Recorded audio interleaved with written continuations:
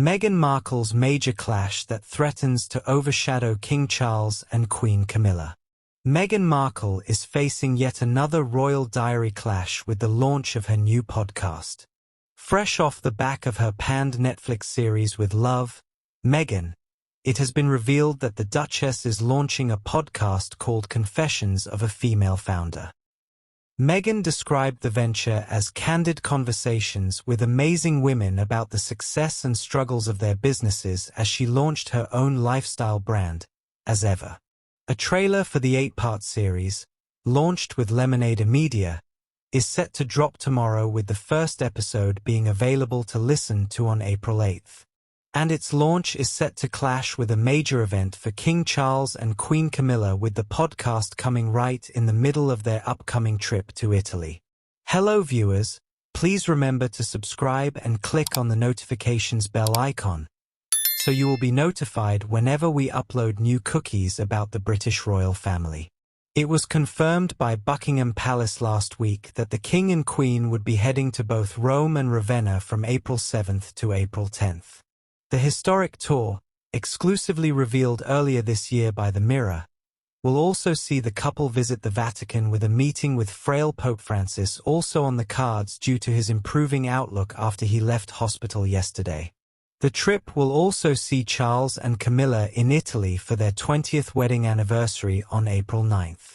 However, it is not the first time that projects by Meghan and Prince Harry have appeared to clash with major royal events. In 2022, the trailer for their explosive Netflix documentary was released when the Prince and Princess of Wales visited Boston for the Earthshot Prize. Meanwhile, back in 2019, Meghan, who was still a working royal at the time, is said to have left Camilla very upset after photos of her were released as she gave the landmark speech. Meghan was said to have broken a pledge not to overshadow Camilla's campaign on domestic violence by having the pictures of her private visit to the National Theatre be published the same day. Earlier this month, Meghan wrote on her Instagram account that she was so excited to share the news of her podcast, describing recording the series as absolutely eye-opening, inspiring, and fun.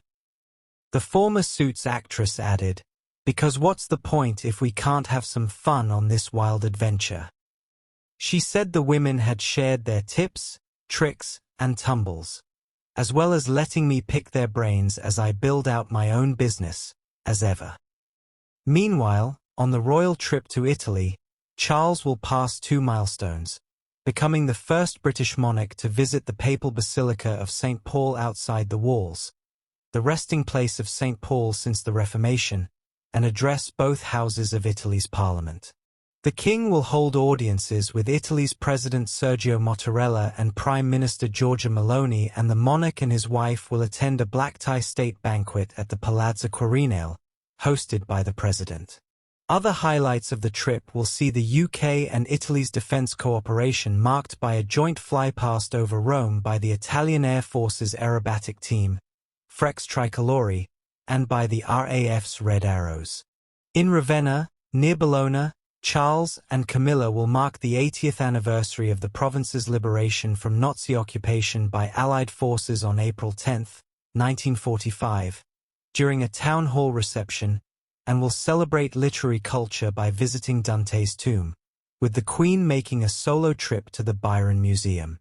Meghan Markle reveals one thing she wants to teach her daughter Lilibet. Meghan Markle opened up about her 2 children in a new interview earlier this week. Meghan Markle has shared one thing that she wants to teach her daughter, 3-year-old Princess Lilibet.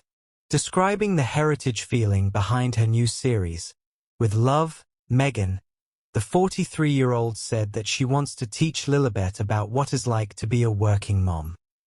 Speaking of her latest project, her new Netflix show, Meghan said, "I love the heritage feeling of it, and knowing this is something that I can create in front of my daughter and teach her what it's like to be a working mom.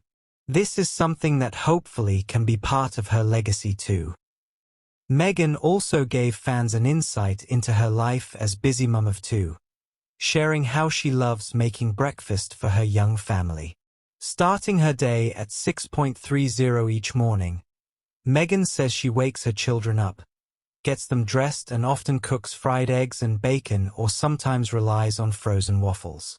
She also revealed how Archie and Lilibet would often visit her on the set of With Love, Meghan, which was filmed a short distance from their home in Montecito. She said, "They would also come with my husband and visit me on set. And I loved that my children were able to watch me working and see the balance of that and understand what Mama does and is working to create and share. It was really special because up until then, they hadn't seen me at work." What Meghan Markle deliberately avoided doing during the Invictus Games to get people to see her in a different way. Here's what an expert says the Duchess of Sussex did and didn't do at the Invictus Games for one reason and one reason only. The first ever Winter Invictus Games have come and gone, but something was different this year compared to past years and many people noticed.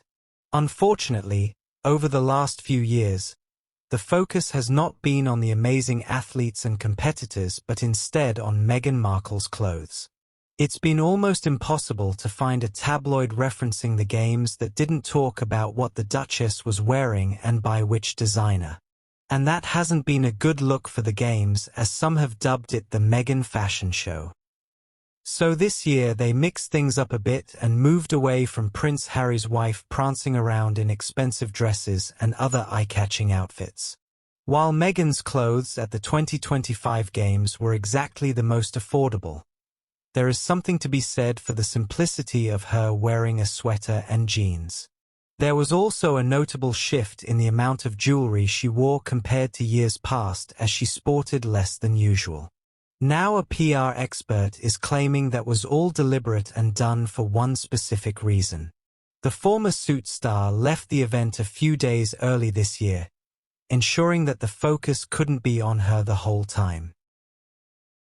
Only the couple's original Netflix documentary, Harry and Meghan, has achieved higher viewing figures, with 3.4 million trailer views, Newsweek reports.